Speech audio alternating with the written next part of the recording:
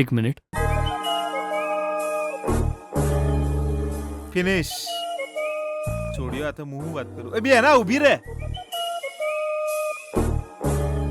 ગીતા, હું આ રિવાજ નહીં પૂરો કરી શકું. હું એને ક્યારેય મારો પતિ નહીં માનું. એવામાં મારે એને સ્નાન કરાવવું પડે એ તો શક્ય જ નથી. મારી પણ એ જ સમસ્યા છે માનસી. હું જેનાથી દૂર રહેવાનું પસંદ કરું છું અત્યારે એની પાસે જવું પડે એમ છે.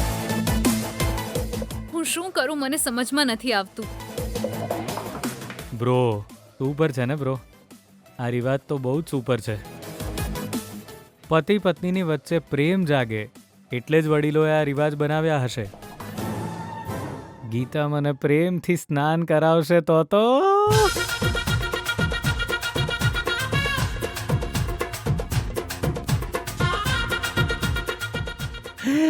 દોસ્ત, તારા માટે તો બહુ સારું છે, પણ અમે નહીં કરી શકીએ. તારા પપ્પાને કહેવા દે કે આ રિવાજ અમારાથી નહીં થાય. જેણે ઉપકાર કર્યો છે હું એને ક્યારેય નિરાશ નથી કરતો. અરે ચૂપ રહે ને યાર. અત્યારે તું ના પાડીશ તો ગીતા પણ ના પાડી દેશે, પછી મારું કામ બગડશે. આ રિવાજને લીધે અમે નજીક આવશું. Please please.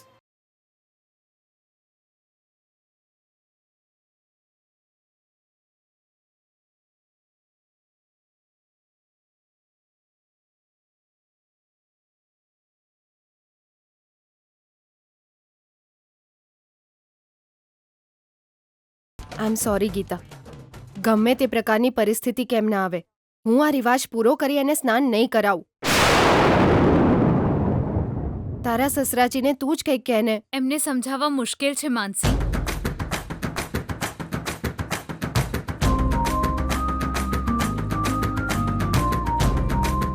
જે આપણા પર વિશ્વાસ કરે છે એમને ખુશ કરવા માટે આપણે એ કરવું જ પડશે. સ્થિતિને બદલવાની તક મળતી હોય તો ક્યારેય હાર ના માનવી જોઈએ.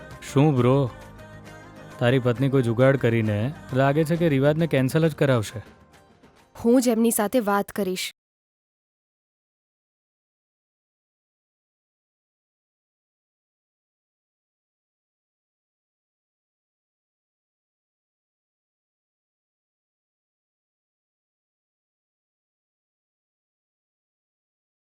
અરે એ જઈ રહી છે.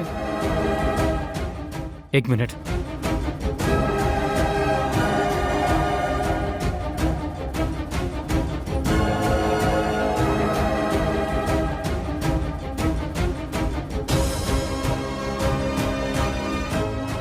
હેલો, ક્યાં જઈ રહ્યા છો?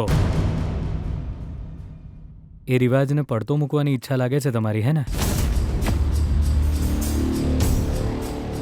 જી હા, જે કામ કરવાની મન ના પાડે એ કામ ના કરવું જોઈએ. મને અને ગીતાને બંનેને આ પસંદ નથી. અરે તમે આ શું કરો છો?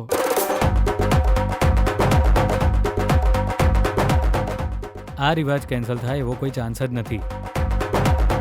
જુઓ, એક્ઝામ માટે મેં તમને કેટલી બધી મદદ કરી છે ને. હા, મને જેણે મદદ કરી છે એને હું ચોક્કસ મદદ કરીશ. છોકરીઓના મન સાથે તમારી મનપસંદ રમત રમવા માંગો છો? અમારી ભાવનાઓની કોઈ કદર જ નથી. એટલે જ કહી રહ્યો છું. જુઓ, મેં ગીતાને હંમેશા દુઃખ આપ્યું છે, પણ હવે હું એને હંમેશા ખુશ જોવા માંગુ છું.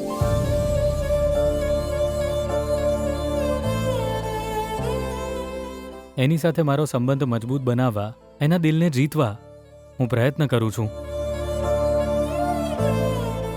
અમે બંને નજીક આવી શકીએ એ માટે એક તક મળી છે. પ્લીઝ એને ના છીનવો.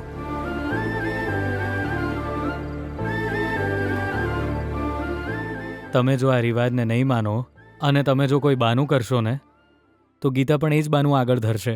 પ્લીઝ પ્લીઝ હેલ્પ કરો ને.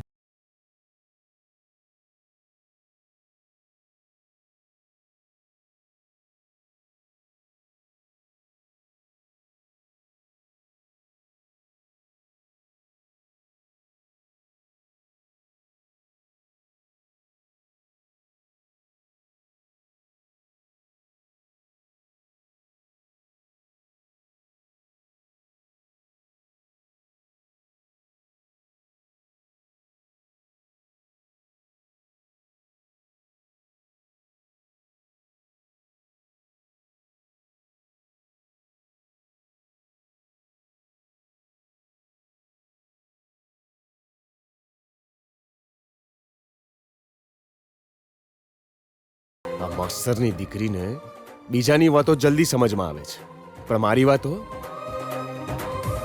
આવશે, હમણાં આવશે. શિવરામ, તારી પાસે જરૂર આવશે.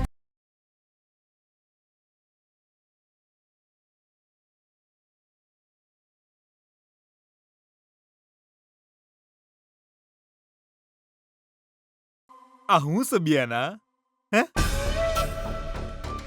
આ ગીતાને બ્લાસ્ટ કરવાના સપના હું આઈકન બેઠા બેઠા જોઈ રહ્યો તો એટલામાં તારા પતિદેવ આવીને આવા નવા નવા રિવાજો લાવે છે જેનાથી એની ઉંમર વધી રહી છે હે? જેમ હું હસી રહ્યો છું હું બેના તું આટલી સિરિયસ મેટર પર હસી રહી છે એમણે કહ્યું એટલે મોથું ધૂણાની સીધી હા પાડી દીધી આપણું પ્લાનિંગ તો બધું પોણીમાં ને અરે બેના તારા પતિને એમ કહેવાનું શું જરૂર હતી હા હા બધું રેડી કરાવશું એમ કહીને ઓય આવી જઈ બેના તારા એ પ્રોગ્રામ કેન્સલ કરાવવો જોઈએ ને બેના જવા દે ભૈલા. એના પતિ સાથે એના જીવનનો છેલ્લો રિવાજ નિભાવવાનું એના ભાગ્યમાં લખ્યું હોય તો આપણે શું કરી શકીએ?